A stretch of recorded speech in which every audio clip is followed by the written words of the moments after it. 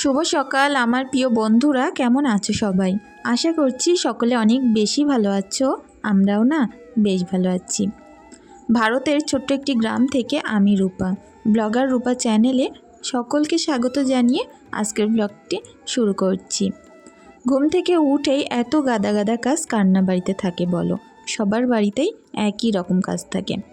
তবে কি বলো তো, কেউ যদি একটু ঢিলিমিশি করে সেটা কিন্তু অনেক দেরি হয়ে যায়। আর সকাল থেকে মনোবলটাকে বৃদ্ধি করে আমরা যদি কাজে হাত দিয়ে থাকি আর একটা যদি রুটিন মাফিক করি, কাজগুলো অনেক তাড়াতাড়ি এবং সহজ হয়ে যায়।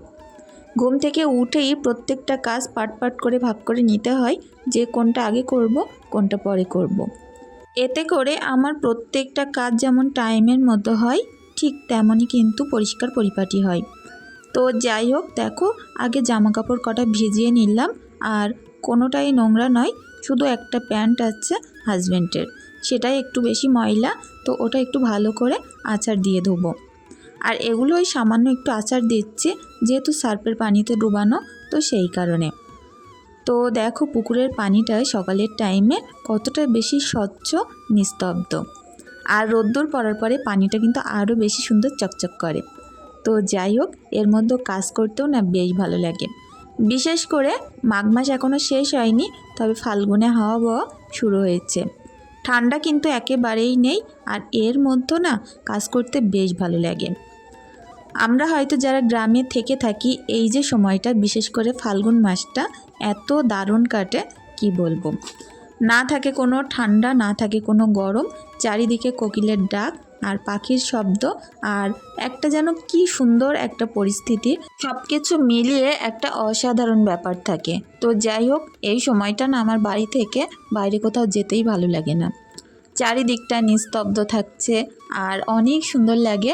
আর যেহেতু আমার বাড়িটা একটু ফাঁকা জায়গায়, এখানে কিন্তু মানুষজনের আনাগোনা একটু কম থাকে। আর বিশেষ করে কি বলতো, এক একটা মানুষের এক এক রকম কিন্তু ভালো লাগা থাকে। আমার একটু নিরিবিলি আর গ্রামের মধ্যেই বেশি ভালো লাগে।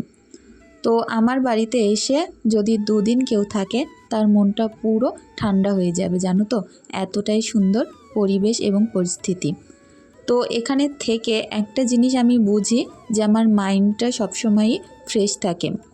অনেকেরই হয়তো সংসারে থেকে অনেক বেশি কষ্ট কি অনেক বেশি অসুবিধা হয়ে যায়, কিন্তু বিশ্বাস করো, আমার সংসারের থেকে না অনেকটাই বেশি আমার মাইন্ড ফ্রেশ লাগে, যেটা আমি অন্য কোথাও গিয়ে পাই না। হয়তো 2 দিন 3 দিন একটু হয়তো ঘুরে আসলে ভালো লাগে, তবে সেই ভালো লাগাটা বাড়িতে থাকলে আরও বেশি ভালো লাগে। তো যাই হোক, দেখো এখন কত সুন্দর করে আমি বাসনগুলো মেজে নেব। প্রত্যেকটা বাসন একটু ছাই একটু সার্ফ মিশিয়ে নিয়েছি, তো এটা দিয়েই মাজবো, যাতে করে স্টিলের বাসনগুলো চকচক করে। আর যেহেতু আমার গ্যাসটা শেষ হয়ে গেছে, তো সেই কারণে না ইন্ডাকশনেই তরি তরকারি গরম করা, দুধ জাল দেওয়া, ছোট্ট ছোট্ট যে রান্নাগুলো সেগুলো করছি। তো সেই কারণে একটু স্টিলের বাটি বেশি ব্যবহার করা হচ্ছে। আর একটা আমার কড়া আছে কালো কালারের, সেটাও আমি রান্না করি। এক বোন আমাকে জিজ্ঞাসা করেছিলে যে আমি ইন্ডাকশনে কেমন ধরনের বাসনপত্র ব্যবহার করি। তো যখন আমি ইন্ডাকশনে রান্না করব, কোনো একদিন তোমাকে দেখিয়ে দেব কেমন বাসন ব্যবহার করি। তো দেখো প্রত্যেকটা বাসন খুব সুন্দর করে মেজে নিচ্ছে। আর আগের যে ফাটা থালাটা দেখলে, ওটাই করে আমি কালির হাঁড়ি রাখি। তবে কি বলো তো, প্রত্যেক দিন হাঁড়ি রাখার পরে এরকমভাবে আবার মেজে ধুয়ে ফেলি।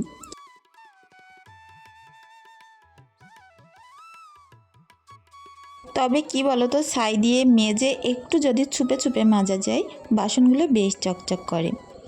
এখন উঠতে হবে, আবার কিছু রান্নাবান্নাও করতে হবে, তো সেই কারণে একটু তাড়াই ছিলাম।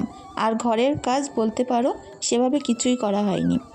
আগে বাইরের কাজগুলো সেরে নিই, তারপরেই ঘরের কাজগুলো করব। কারণ কি বলো তো, একটু বেলা হতে হতে আমাদের পুকুরে অনেক লোকজন আসতে শুরু করে, তো তখন এই বাইরের কাজগুলো না আর করতে পারি না। তো সেই কারণে আমি আগে বাইরের কাজ সারি, তারপরে টুকটুক করে ঘরের কাজ করি। এতে করে আমার কাজগুলো খুব সুন্দরভাবে মেনটেন করতে পারি। তো দেখো প্রত্যেকটা বাসন খুব সুন্দর করে ধুয়ে নিচ্ছি। আর সত্যি প্রকৃতিটা এত সুন্দর যে মনটা পুরো শীতিয়েই যায় সকালের টাইমে পুকুরে কাজ করতে এসে। তো যাই হোক, প্রত্যেকটা বাসন খুব সুন্দর করে ধুয়ে নিচ্ছি। আর কি বলো তো, ছাই দিয়ে মেজে যদি যেই সেই ধোয়া হয় না, খুব সুন্দর পরিষ্কার থাকে। আর যদি দেরি করে ধোয়া হয় তখন একটুখানি স্পট পড়ে যায়।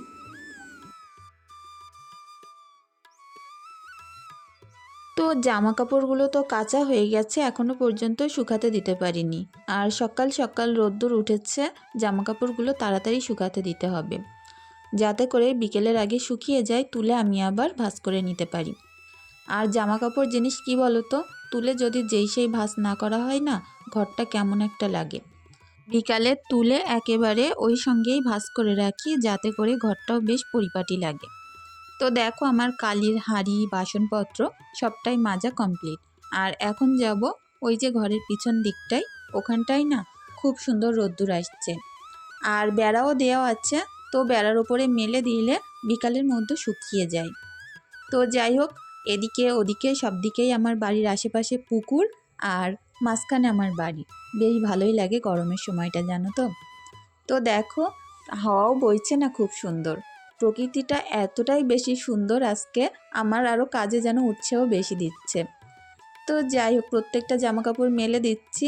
আর আমি যখন কাজ করি আমার বাচ্চাকে সাথে নিয়েই করতে হয়। বাড়িতে যেহেতু দেখার মতো আর কেউ নেই, হাজব্যান্ড তো আর সারাদিন বাড়িতে থাকে না, আর সিমরান ওর পড়া স্কুল এর তালেই ব্যস্ত থাকে। তো সেই কারণে ঈশাকে কিন্তু সারা দিন আমার পেছন পেছন ঘুরঘুর করতে হয়, আর আমি এভাবে কাজ করি।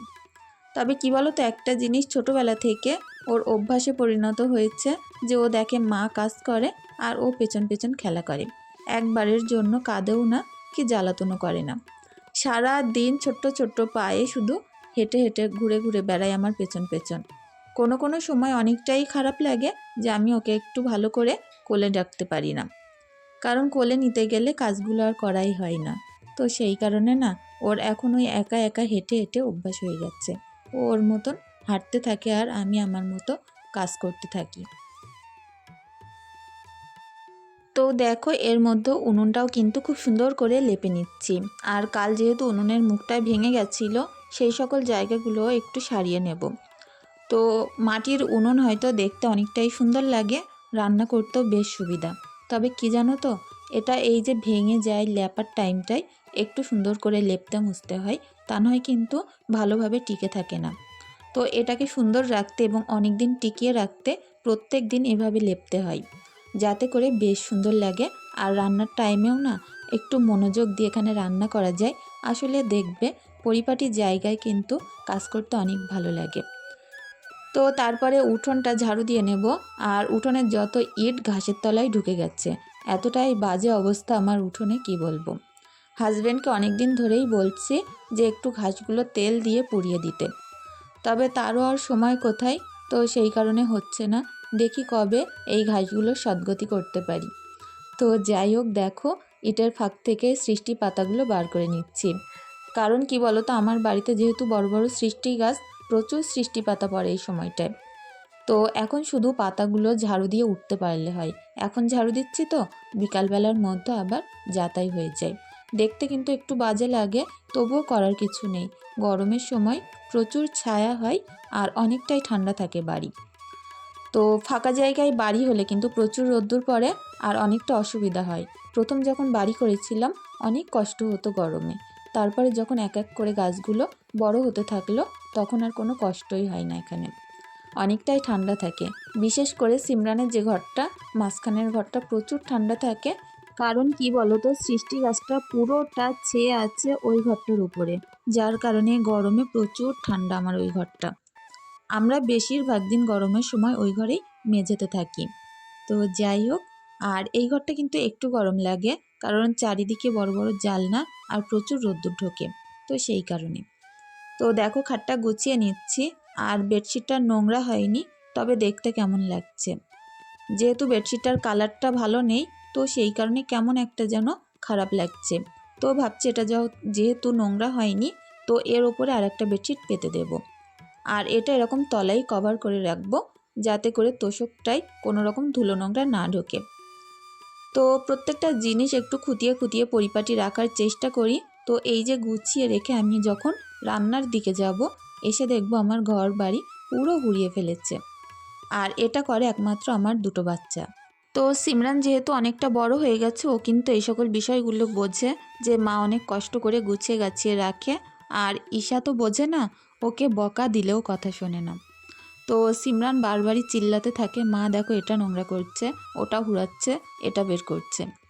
তো কী আর করবো বলো, বাচ্চা কাচ্চা যতদিন ছোট থাকবে ততদিন তো একটু হুড়াবে, নোংরা করবে। বড় হলে নিশ্চয়ই ওরা বুঝতে শিখলে তখন আর এগুলো করবে না। তো দেখো টেবিলের ওপরটার কি বেহাল অবস্থা ছিল, তো এটাও একটু পরিপাটি করে নিলাম। সকালবেলা উঠে না কোনটা এরে কোনটা করবো আমি বুঝতেই পারি না। আর সিমরানের টিফিনের জন্য দুরকম খাবার আনা হয়েছিল, একটা চিড়ের প্যাকেট ছিল, তো ও চিড়ে নিয়ে যায়নি, সেই কারণে বয়মে ঢেলে রাখলাম। আর এখন চলে আসলাম পাশের ঘরে, আর এ ঘরটা একটুখানি পরিপাটি করে নেব। জানলাটা খুলে 10 মিনিট দাঁড়িয়েছিলাম, মানে বসেছিলাম, খুব ভালো লাগছিল জানো তো। গরমের মতো একটা ঠান্ডা হাওয়া আসছে, গায়ে পড়ার সঙ্গে সঙ্গে অনেকটাই ভালো লাগছে। যেহেতু কাজকর্ম করতে করতে একটু তো গরম লেগে যায়, তখন যদি একটু গায়ে হাওয়া লাগে বেশ কিন্তু ভালো লাগে। তো সিমরানের পড়ার আন্টি যেহেতু এখানে পড়ায়, আর বই খাতাগুলো পাশেই রেখে দেয় ও, আর ওর এখান থেকে নিতে অনেকটাই সুবিধা হয়, ওই কারণে না আমি আর টেবিলে রাখি না। তো যাই হোক, টেবিলের ওপরটাও একটু এলোথেলো ছিল, সেটাও পরিপাটি করে নিলাম। আর এই বয়ামটার মধ্যে কিছু মাছ রেখেছে, কাচের জগে ছিল, তো সেটাতে নামিয়ে আবার ওইটার মধ্যে রেখেছে সিমরান। তো যাই হোক, তারপরে অনেকগুলো ভাত ছিল, যেগুলো এখন পুকুরে দিয়ে দিচ্ছি। সকালে করে আমি ভাত খাই না, তো সেই কারণে ভাতগুলো থেকে গেছিলো, তো ফেলে দিলাম। যাই হোক, মাছেদের একটু খাবার দিতে হয় প্রত্যেক দিনই, হয় গম সিদ্ধ, তা নয় আটা, তা নয় কটা ভাত। তো এদিকে দুটো একটা আবারও বাসন পড়েছে, তো এগুলো এই যে বেসিন থেকেই মেজে নেব, কারণ এখন পুকুরে যাওয়া আর সম্ভব না, পুকুরে অনেক লোকজন চলে এসছে। তো এবার ঘরের ভিতরের কাজগুলো আমি টুকটুক করে সেরে ফেলবো। আর এই যে সকালের টাইমটা এতটা ব্যস্ততার মধ্যে আমার কাটে, তোমরা হয়তো দেখেও বুঝতে পারো। সবগুলো কাজ হয়তো তোমাদের সঙ্গে আমি শেয়ার করতে পারি না, তবে যেটুকুনি দেখাই তাতে হয়তো তোমরা কিছুটা আন্দাজ করতেই পারো কতটা ব্যস্ততম সকাল আমার কাটে। শুধু আমার কেন, প্রত্যেকটা মেয়েরই তাই কাটে। তো যাই হোক, সিমরানের যেহেতু দুপুরবেলা করে পড়াতে আসে, তো সেইভাবে আমাকে একটু তাড়াহুড়ো করে বুদ্ধি করে এই কাজগুলো করে নিতে হয়।